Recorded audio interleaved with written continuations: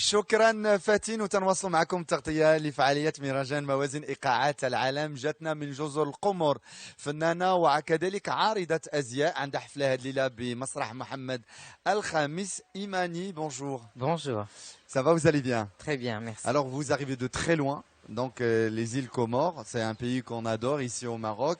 Vous êtes une artiste, mannequin. Ce soir vous serez au théâtre Mohamed V. C'est pas la première fois à Mawazine, c'est la deuxième fois. Quel souvenir gardez-vous de Mawazine? Un très bon souvenir, je me souviens très bien de ce concert parce que comme c'était ma première fois, je ne savais pas si les gens me connaissaient. Donc j'avais des appréhensions, mais les gens connaissaient les chansons par cœur, ils ont dansé, ils ont mis le théâtre en feu et donc j'ai un très bon souvenir.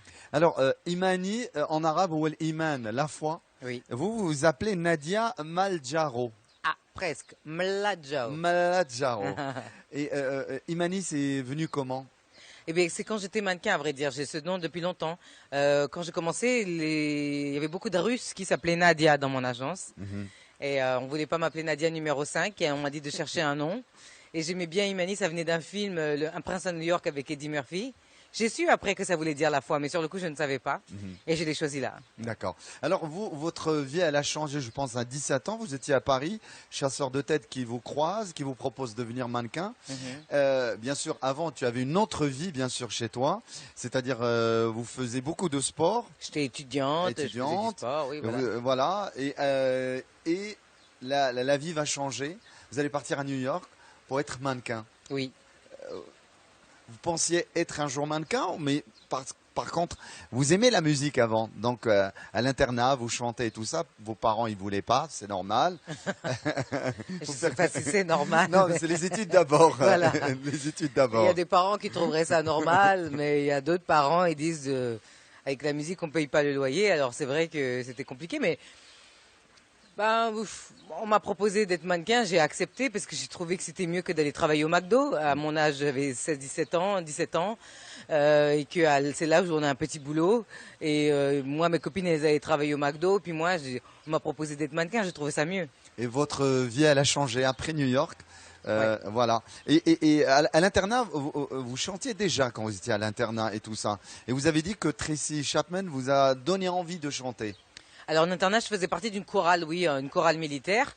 Et je chantais parce que c'était un peu obligatoire, hein, mais j'aimais chanter quand même. Et c'était des chants militaires, hein. C'était pas Tracy Chapman qu'on chantait. Tracy Chapman, je l'ai découvert quand moi j'avais 10-12 ans et c'est une artiste qui m'a touchée, qui m'a toujours suivi. Votre style musical et inspiration, Imani, c'est toujours la soul, funk et le blues. La folk plutôt. Ouais. Oui, le blues beaucoup, c'est vrai. Je me retrouve là-dedans. Je trouve que c'est des musiques sincères. Et pourquoi pas le R&B? Parce que le R&B, j'en écoute, mais c'est pas ma personnalité. Mais j'en écoute, hein, j'en ai toujours écouté. Et il y a des grandes chanteuses de R&B, mais c'est pas moi. Ouais. En 2013, vous avez écrit la bande-annonce d'un film sous les jupes des filles. Donc Oui. c'est une belle expérience pour toi. Oui, c'était une belle expérience parce que pour une fois, c'était pas des chansons qu'on me demandait d'écrire par moi-même, pour moi-même. Il y avait des thèmes, il fallait les respecter. Il fallait synchroniser de la musique à l'image. C'est un autre exercice, c'était difficile, mais c'était très gratifiant. Imani, vous êtes très famille. Votre papa, à la fin, donc, il a accepté le fait que vous chantez. Et d'ailleurs, vous lui avez proposé d'écrire, de traduire en comorien la chanson Take Care. C'est vrai ou pas? Oui, alors moi, malheureusement, mes parents ne m'ont pas vraiment appris le comorien. Et j'avais envie de chanter une chanson comorien, donc c'est lui qui a traduit. Vous savez tout, hein, je vois. Bah, c'est mon travail, si je fais pas ça bien. Faut J'ai que je demandé rentre chez de moi, me hein. traduire la chanson, ouais. Et du coup, bah, Take Care, c'est un peu grâce à lui que je la chante. Et vous êtes ambassadrice d'une association en faveur de la lutte contre l'endométriose. Alors c'est quoi ça? L'endométriose, c'est une maladie qui touche énormément de femmes. En France, c'est 1 à 2 femmes sur 10. Ça équivaut à 4 millions de femmes, mais dans le monde, c'est 180 millions. Donc il y a des chances que, par exemple, au Maroc, il y en ait beaucoup. C'est une maladie qui est une maladie très intime. C'est une maladie de règles. Vous avez très mal, vous pouvez pas sortir du lit, vous êtes plié en quatre, vous n'arrivez pas à avoir une vie sociale. C'est la première cause d'infertilité dans le monde.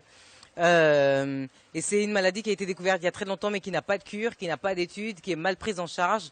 Et c'est une véritable injustice faite aux femmes. Alors il faut rétablir cette injustice. D'accord, j'ai entre mes mains, c'est un mini-album de 4 titres. On attend avec impatience le deuxième album. Oui. Alors ce soir, je pense que vous allez chanter en exclusivité quelques morceaux pour le public de Théâtre Mohamed V. Exactement. Genre, on va chanter la moitié du set.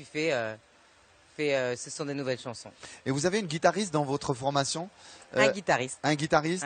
Ouais. Il vous a initié un petit peu sur la musique marocaine. Un jour, on va vous voir jouer ou chanter en arabe, parce que vous êtes musulmane. Oui, mais bon, l'islam, c'est pas que l'arabe. Hein. Moi, j'aimerais bien chanter en arabe, mais je ne parle pas l'arabe. Je voudrais pas massacrer une belle langue comme ça.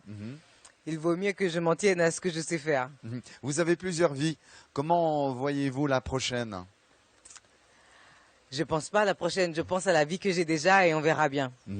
Alors, Imani, ce soir au Théâtre Mohamed V, un beau spectacle. Venez voir cette star. Elle écrit, elle compose et bien sûr, elle chante. Mannequin, actrice, bientôt, j'espère. Non? On verra. On verra. On verra, comme On je verra. vous dis. Je pense à aujourd'hui, c'est déjà beaucoup. Hein. Donc, et on attend avec impatience au mois de septembre la sortie de votre deuxième album. Mois de septembre, oui. Mois de septembre.